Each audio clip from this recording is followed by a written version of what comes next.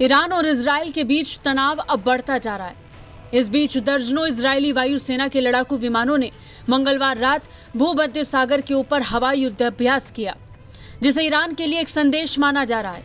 बुधवार को इजरायल रक्षा बलों के एक बयान के अनुसार ड्रिल में लंबी दूरी की उड़ान, हवाई ईंधन भरने और दूर के लक्ष्यों पर हमला करना शामिल था। चैनल 13 समाचार के अनुसार 100 से अधिक विमानों के साथ ही नौसेना की पनडुब्बियों ने लगभग 10,000 किलोमीटर तक फैले इस अभ्यास में भाग लिया। रिपोर्ट में कहा गया कि सिमुलेशन के दौरान जेट विमानों में 2 बार ईंधन भरा गया था, क्योंकि उन्होंने साइप्रस की परिक्रमा की और इजरायल में नकली हवाई हमले किए। इस बीच elite helicopter search and rescue unit 669 उन पायलट्स की सहायता के लिए स्टैंड बाय पर था जिन्हें अपने विमानों को छोड़ने की आवश्यकता हो सकती थी। इस महीने की शुरुआत में द टाइम्स ऑफ इजराइल ने बताया था कि ये ड्रिल ईरान में हो रहे परमाणु तैयारियों के खिलाफ एक व्यापक हड़ताल करेगा।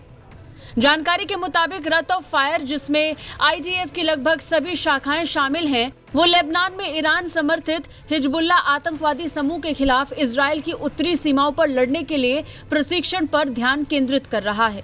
विश्व शक्तियों के साथ लंबे समय से रुकी हुई वार्ता के बीच 2015 के परमाणु समझौते में ईरान द्वारा वापसी के संबंध में बढ़ती अनिश्चितता को देखते हुए पिछले 1 साल में इजरायल रक्षा बलों ने तेहरान की परमाणु सुविधाओं के खिलाफ एक विश्वसनीयता सैन्य खतरा तैयार करने के अपने प्रयासों को और तेज कर दिया था। रक्षा मंत्री बेनी गेंट्स ने साइप्रस में हो रहे रत ऑफ फायर ड्रिल के एक अन्य हिस्से का दौरा किया, जिसका उद्देश्य लेबनान में हिजबुल्लाह के खिलाफ लड़ाई का अनुकरण करना था। गेंट्स ने कहा, आईडीएफ लगातार विभिन्न थिएटर्स में संचालन और विभिन्न अभियानों की तैयारी कर रहा है और जो कोई भी इजरायल राज्य के नागरिकों को धमकाना चाहता है, उस पर एक गंभीर झटका देने के लिए वो तैयार है।